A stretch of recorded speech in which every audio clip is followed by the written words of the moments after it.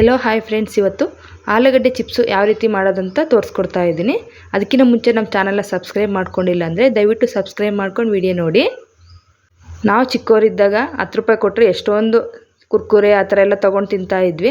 ಆದರೆ ಈಗ 10 ರೂಪಾಯಿ ಕೊಟ್ಟು ಚಿಪ್ಸ್ ಪ್ಯಾಕೆಟ್ ತೊಗೊಂಬಂದರೆ ಅದರಲ್ಲೊಂದು 6-7 ಪೀಸ್ ಇರುತ್ತೆ ಅಷ್ಟೇ.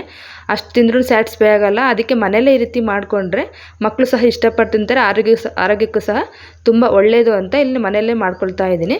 ಇಲ್ಲಿ ಜೀವ ಮಟ್ಟಲ್ಲೇ ತರಿಸ್ಕೊತೀನಿ ಆಲೂಗಡ್ಡೆನ, ಯಾಕಂದರೆ ಇದರಲ್ಲಿ ಬಂದರೆ ಚಿಪ್ಸ್ ಮಾಡೋದಕ್ಕೆ ಆಲೂಗಡ್ಡೆ ಚೆನ್ನಾಗಿರುತ್ತೆ. ನಮ್ಮ ಮಾಮೂಲಿ ಆಲೂಗಡ್ಡೆಗಿಂತ ಈ ಆಲೂಗಡ್ಡೆ ಹೇಗಿರ್ಬೇಕಂತಂದರೆ ಸಿಪ್ಪೆ ಫುಲ್ ತೆಳುವಾಗಿರ್ಬೇಕು. ನಾವು ಉಗುರಲ್ಲಿ ಈ ಥರ ಮಾಡಿದ್ರೆ, ನಾವು ಉಗುರಲ್ಲಿ ಪರ್ಚಿದ್ರೆ ಅದು ಸಿಪ್ಪೆ ಬಿಚ್ಕೋಬೇಕು. ಆ ಥರ ಇದ್ದರೆ ಮಾತ್ರ ಚಿಪ್ಸ್ ಚೆನ್ನಾಗಿ ಬರುತ್ತೆ. ಇಲ್ಲಪ್ಪ ಆಲೂಗಡ್ಡೆ ನೀರಿನ ಅಂಶ ಜಾಸ್ತಿ ಇರುತ್ತೆ ಅಂಥವೆಲ್ಲ ಆಲೂಗಡ್ಡೆ ಚಿಪ್ಸ್ ಮಾಡೋದಕ್ಕೆ ಬರೋದಿಲ್ಲ. ಎಣ್ಣೆಗೆ ಹಾಕಿದ ತಕ್ಷಣ ಮೆತ್ತಿಗೆ ಒಂದು ಕಡೆ ಎಲ್ಲ ಬ್ಲಾಕ್ ಆಗೋ ಚಾನ್ಸಸ್ ಇರುತ್ತೆ.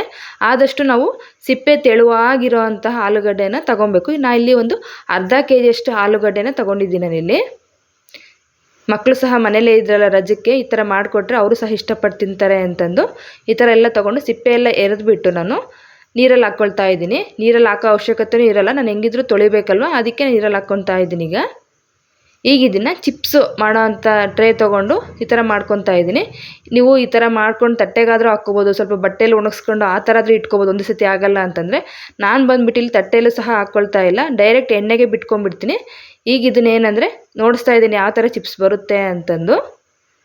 ಈ ಕಡೆ ಅಷ್ಟರಲ್ಲೇ ನಾವು ಎಣ್ಣೆ ಕಾಯಕ್ಕೆ ಇಟ್ಕೊಂಡ್ಬಿಟ್ರೆ ಎಣ್ಣೆ ಚೆನ್ನಾಗಿ ಕಾದಿರಬೇಕು. ಇದಕ್ಕೆ ಮೀಡಿಯಮ್ ಫ್ಲೇಮು ಲೋ ಫ್ಲೇಮಲ್ಲಿ ಇರಬಾರ್ದು. ಜಾಸ್ತಿ ಎಣ್ಣೆ ಕಾದಿದ್ರೆ ಚೆನ್ನಾಗಿ ಬರುತ್ತೆ ಕ್ರಿಸ್ಪಿಯಾಗಿ ಚಿಪ್ಸ್ ಅನ್ನೋದು. ಈ ಥರ ಒಂದೊಂದೇ ಹಾಕಿ ಹೇಳ್ತೀನಲ್ಲ, ನಾವು ಬಟ್ಟೆಯಲ್ಲಿ ಬೇಕಾದ್ರೆ ನಿಮಗೆ ಕ್ರಿಸ್ಪಿನೆಸ್ ಬರಲಿಲ್ಲ ಅಂದರೆ ಬಟ್ಟೆಯಲ್ಲೆಲ್ಲ ಒಣಗಿಸಿ ಅವಾಗೆಲ್ಲ ಹಾಕ್ತಾಯಿದ್ದೆ ನಾನು, ಅಷ್ಟೊಂದು ಚೆನ್ನಾಗಿ ಬರ್ತಾ ಇರಲಿಲ್ಲ. ಈ ಥರ ಮಾಡಿಕೊಂಡ್ರೂ ಸಹ ಬೇಗನೆ ಬರುತ್ತೆ. ತೇವಾಂಶ ಇರುತ್ತೆ, ನಮಗೆ ಮೆತ್ತಗಾಗುತ್ತೆ ಅನ್ನೋ ಏನು ಇರೋದೇ ಇಲ್ಲ. ಇದು ಸ್ವಲ್ಪ ಎಣ್ಣೆಲಿ ಹಾಕಿ ಚೆನ್ನಾಗಿ ಅದು ಎಣ್ಣೆ ಬಬಲ್ಸ್ ಎಲ್ಲ ಕಡಿಮೆ ಆಗೋ ತನಕ ಚೆನ್ನಾಗಿ ಫ್ರೈ ಮಾಡ್ಕೊಬೇಕು. ಇವಾಗ ನೋಡಿ, ಬಬಲ್ಸ್ ಎಲ್ಲ ಕಡಿಮೆ ಆಗಿ ಈ ಥರ ಎಲ್ಲ ಆಗಿದೆ. ಇವಾಗ ಸ್ವಲ್ಪ ರೆಡ್ಡಿಶ್ ಆಗಿ ಬರ್ತಾ ಇದೆಯಲ್ಲ, ಈ ಥರ ಆಗಿದೆ ಅಂದರೆ ನಮ್ಗೆ ಚಿಪ್ಸ್ ರೆಡಿ ಆಯಿತು ಅಂತಲೇ. ಈ ಕಡೆ ನಾನು ಇನ್ನೊಂದು ಸರಿ ಈಗ ಡೈರೆಕ್ಟ್ ಎಣ್ಣೆಗೆ ಬಿಟ್ಕೊಳ್ತಾ ಇದ್ದೀನಿ. ನಾನು ನೋಡ್ತಾ ಇರ್ಬೋದು, ಈ ಥರ ಹಾಕೋದ್ರಿಂದ ನಾವು ಜಾಸ್ತಿ ಟೈಮು ಸೇವ್ ಆಗುತ್ತೆ. ಎಣ್ಣೆಗೆ ಆಗಾಗ ಹಂಗೆ ಹಾಕ್ತಾ ಇರ್ಬೋದು.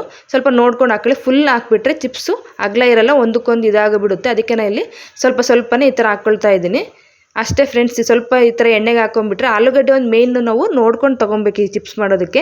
ಮಾಮೂಲಿ ಆಲೂಗಡ್ಡೆಗಿಂತ ಈ ಥರ ತೆಳುವಾಗಿ ಸಿಪ್ಪೆ ಇರೋಂಥ ಆಲೂಗಡ್ಡೆನ ತಗೊಂಡು ಚಿಪ್ಸ್ ಮಾಡಿ, ತುಂಬಾ ಚೆನ್ನಾಗಿರುತ್ತೆ. ಮಕ್ಕಳು ಸಹ ತುಂಬ ಇಷ್ಟಪಟ್ಟು ತಿಂತಾರೆ. ನಾನು ಒಂದು ಆಲೂಗಡ್ಡೆ ಫುಲ್ಲು ಒಂದೇ ಸರಿ ಹಾಕಿದ್ದೀನಿ, ನೋಡ್ತಾ ಇರ್ಬೋದು. ಸ್ವಲ್ಪ ಎಲ್ಲ ಜಾಸ್ತಿ ಆಗಿರೋದು ಸ್ವಲ್ಪ ಮುದ್ರಕೊಂಡಿರ್ತಿಲ್ಲಂತೆ, ಇಲ್ಲಾಂದರೆ ತುಂಬ ಚೆನ್ನಾಗಿರುತ್ತೆ ಚಿಪ್ಸ್ ಅನ್ನೋದು. ನೋಡಿ, ಈಗ ಇದನ್ನು ಎಲ್ಲ ಒಂದು ಬೌಲ್ಗೆ ಹಾಕ್ಕೊಳ್ತಾ ಇದ್ದೀನಿ. ಅಲ್ಲಿ ನೀವು ಬೇಕಾದ್ರೆ ಸಾಲ್ಟ್ ಅಂದರೆ ಬರೀ ಸಾಲ್ಟೆಡ್ ಸಹ ತಿನ್ಕೊಬೋದು. ಇಲ್ಲಿ ಸ್ವಲ್ಪ ಉಪ್ಪು ಖಾರ ಬೆರೆಸಿದ್ರೆ ಟೇಸ್ಟ್ ಚೆನ್ನಾಗಿರುತ್ತೆ ಅಂತ ಹೇಳಿ ಸ್ವಲ್ಪ ಉಪ್ಪಿನ ಪುಡಿ ಮತ್ತು ಖಾರದ ಪುಡಿ ಹಾಕ್ಕೊಳ್ತಾ ಇದ್ದೀನಿ. ಇದಕ್ಕೆ ಸ್ವಲ್ಪ ಖಾರದ ಪುಡಿ ಹಾಕ್ಬಿಟ್ಟು ಚೆನ್ನಾಗಿ ಮಿಕ್ಸ್ ಮಾಡ್ಕೊಂಬಿಟ್ರೆ ಚಿಪ್ಸ್ ಮನೆಯಲ್ಲೇ ಎಷ್ಟೊಂದು ರೆಡಿ ಆಯಿತು. ನಾನು ಇಲ್ಲಿ ಇನ್ನೂ ಒಂದು ಇದು ಮಾಡ್ತಾ ಇರೋದು ಅಷ್ಟೇ, ಒಂದು 2 ಆಲೂಗಡ್ಡೆನ ಬಳಸಿರೋದು, ಇನ್ನೂ 2 ಆಲೂಗಡ್ಡೆ ಇದೆ ಇಲ್ಲಿ. ನೋಡ್ತಾ ಇರ್ಬೋದು ಎಷ್ಟು ಚಿಪ್ಸ್ ಆಗಿದೆ ಇದು. ಈ ಥರ ಮನೇಲಿ ಮಾಡಿಟ್ಕೊಂಡ್ರೆ ಮಕ್ಕಳು ಇಷ್ಟಪಟ್ಟು ತಿಂತಾರೆ, ಆರೋಗ್ಯಕ್ಕೂ ಸಹ ತುಂಬ ಒಳ್ಳೆಯದು. ಓಕೆ ಫ್ರೆಂಡ್ಸ್, ಬಾಯ್. ನಿಮ್ಗೆ ಈ ವಿಡಿಯೋ ಇಷ್ಟ ಆಗಿದ್ದರೆ ಆದಷ್ಟು ನಮ್ಮ ಚಾನಲ್ನ ಲೈಕ್ ಮಾಡಿ, ಸಬ್ಸ್ಕ್ರೈಬ್ ಮಾಡಿ ಅಂತ ಹೇಳ್ತೀನಿ.